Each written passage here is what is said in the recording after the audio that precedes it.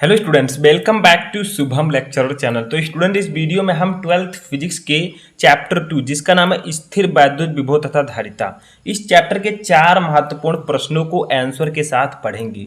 Student, ये video बहुत ही important है क्योंकि जो आपका सेकंड चैप्टर स्थिर वैद्युत विभव तथा धारिता है, इसको मैं ऑलरेडी आपको पढ़ा चुका हूँ। ठीक है, full chapter in one video भी मैं आपको प्रोवाइड करा चुका हूँ।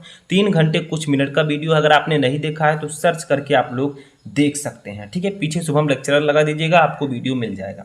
देखिए, अब ये चैप्टर तो हमने पढ़ ही लिया, लेकिन कुछ क्वेश्चंस हैं जो आपके बोर्ड एग्जाम में आने की संभावना सबसे ज़्यादा है। तो क्या करना है, आपको इन चैप्टर के क्वेश्चंस को भी तैयार कर लेना है। ठीक है, जैसे वैद्युत आवेश तथा क्षेत्र का क्वेश्चन मैंने आपको बताया, वैसे मैं आपको 4 महत्वपूर्ण प्रश्न सेकंड चैप्टर का भी बताऊंगा, जिसमें 2 क्वेश्चन होंगे और 2 न्यूमेरिकल होंगे। ठीक है, चलिए स्टार्ट करते हैं वीडियो को। हो सके तो वीडियो को लाइक कर दीजिएगा ताकि आपको सभी चैप्टर के इंपॉर्टेंट क्वेश्चन मैं टाइम से प्रोवाइड करा चुका हूँ। ठीक है, क्वेश्चन नंबर 1 है, संधारित्र किसे कहते हैं। देखिए, सिंपल डेफिनेशन, इसका सिर्फ हमें एक डेफिनेशन लिखना है। मैं साथ में लिख देता हूँ, आप लोग नोट कर लीजिए, फिर उसके बाद में देखते हैं। ठीक है, तो संधारित्र एक ऐसा समायोजन है, एक ऐसा, देखिए लास्ट तक देखिएगा, न्यूमेरिकल भी हम लगाएंगे। ठीक है, एक ऐसा समायोजन है जिसमें किसी चालक के, जिसमें किसी चालक के आकार में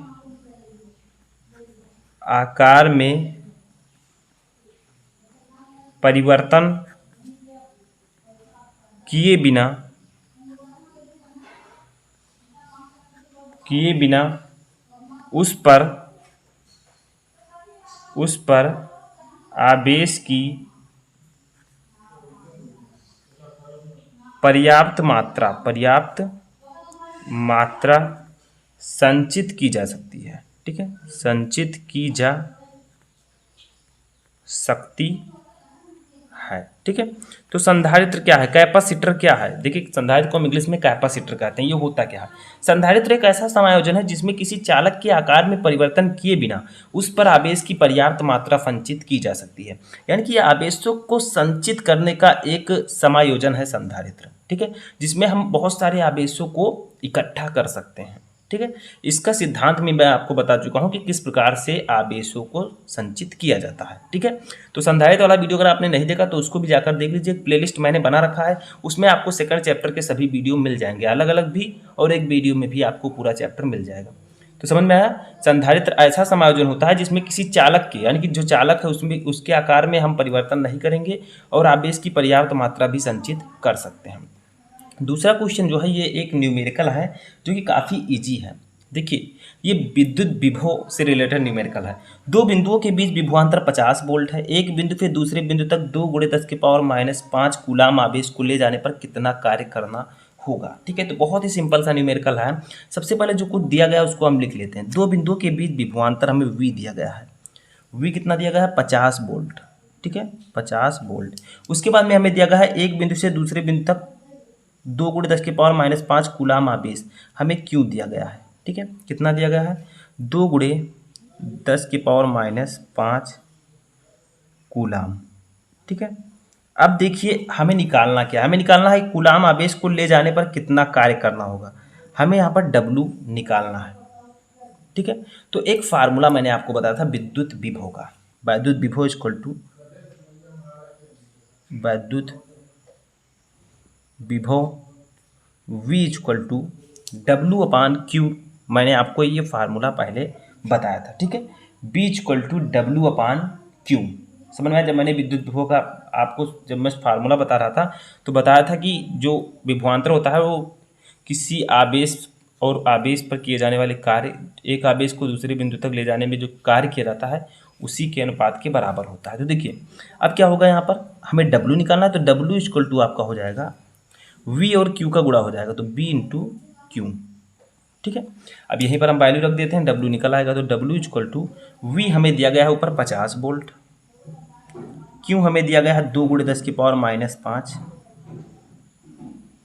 अब देखिए क्या करेंगे, W इक्वल टू 50 का 2 से गुणा करेंगे तो 100 आ जाएगा, इंटू 10⁻⁵ अब देखिए यहाँ पर क्या होगा, फिर से W लिखेंगे। 100 को हम लिख सकते हैं क्या, 10 की पावर 2 इंटू 10 की पावर -5। ठीक है, फाइनली हमारा W की जो वैल्यू आ जाएगी वो कितनी आ जाएगी, 10 की पावर 2 है, 10 की पावर -5 है।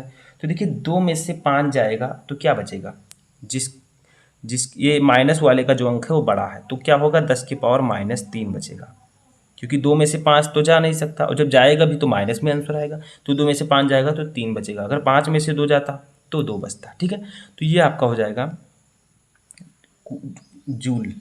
जूल, तो इतना कार्य हमें करना होगा, यानी आप कह सकते हैं क्या, 10 की पावर -3 जूल। तो आप क्वेश्चन के हिसाब से क्या कह सकते हैं कि दो बिंदुओं के बीच विभवांतर अगर 50 वोल्ट हो और एक बिंदु से दूसरे बिंदु तक 2 × 10 की पावर -5 कूलाम आवेश को ले जाने पर हमें 10 की पावर -3 जूल कार्य करना होगा। ठीक है, अब हम लोग देखेंगे अपना थर्ड क्वेश्चन। तो देखिए थर्ड क्वेश्चन हमारा बहुत ही सिंपल क्वेश्चन है, एक छोटा सा, कि एक एमईबी को जूल में व्यक्त कीजिए, यानी कि आपको एक एमईबी को जूल में व्यक्त करना है। ठीक है, एक मिलियन इलेक्ट्रॉन वोल्ट, एमईबी का मतलब होगा मिलियन इलेक्ट्रॉन वोल्ट। तो देखिए कैसे करेंगे, एक एमईबी इक्वल टू होता है, एक एमईवी इक्वल टू होता है 10 के पावर 6 ईवी, 10 की पावर 6 ईवी। ईवी का फुल फॉर्म क्या होगा, इलेक्ट्रॉन वोल्ट। ठीक है, तो 10 की पावर 6 ईवी हो जाएगा। अब देखिए एक इलेक्ट्रॉन वोल्ट की वैल्यू कितनी होती है, एक इलेक्ट्रॉन वोल्ट की वैल्यू होती है कितनी, 1.6 × 10 की पावर -19। ठीक है, एक इलेक्ट्रॉन वोल्ट की वैल्यू होती है 1.6 × 10 की पावर -19 जूल। तो यही यहाँ पर वैल्यू हम रख देंगे, तो आपका हो जाएगा क्या, 10 की पावर 6 इंटू 1.6 × 10 की पावर -19। ठीक है, अब देखिए फाइनली एक एमईबी की वैल्यू कितनी आ जाएगी, ये आपका हो जाएगा 1.6 × 10 की पावर, ये देखिए -19 है, तो माइनस वाला गिनती बड़ा है, +6 है, 6 वाला छोटा है, तो जो आंसर आएगा वो कितना, 19 में से 6 जाएगा तो -13 आ जाएगा। ठीक है, 13, और इसका मात्रक होगा जूल। तो ये आपका आ जाएगा एक एमईबी की वैल्यू, एक एमईबी इक्वल टू 1.6 × 10 की पावर -13 जूल। ठीक है, तो ये इसकी वैल्यू होती है। फोर्थ क्वेश्चन भी एक न्यूमेरिकल है जो कि बहुत ही ईजी है। क्वेश्चन क्या है कि 1 सेंटीमीटर त्रिज्या के गोले को 1 कूलाम आवेश देने से गोले के पृष्ठ पर उत्पन्न विभव ज्ञात कीजिए। यानी कि 1 सेंटीमीटर त्रिज्या का एक गोला है जिसको हमने 1 कूलाम आवेश दिया है। अब गोले के पृष्ठ पर उत्पन्न विभव आपको निकालना है, कैसे निकालेंगे, देखिए हमें क्या क्या दिया गया है, सबसे पहले दिया गया है आवेश क्यू। ठीक है, कितना दिया गया है, देखिए 1 कूलाम, 1 कूलाम। ठीक है, उसके बाद में हमें दिया गया है त्रिज्या आर, आर हमें दिया गया है कितना, 1 सेंटीमीटर। अब 1 सेंटीमीटर को अगर हम मीटर में बदलेंगे तो कितना आ जाएगा, 1/100 कर देंगे, 1/100। ठीक है, 1/100 को हम लिख सकते हैं 1/10 की पावर 2।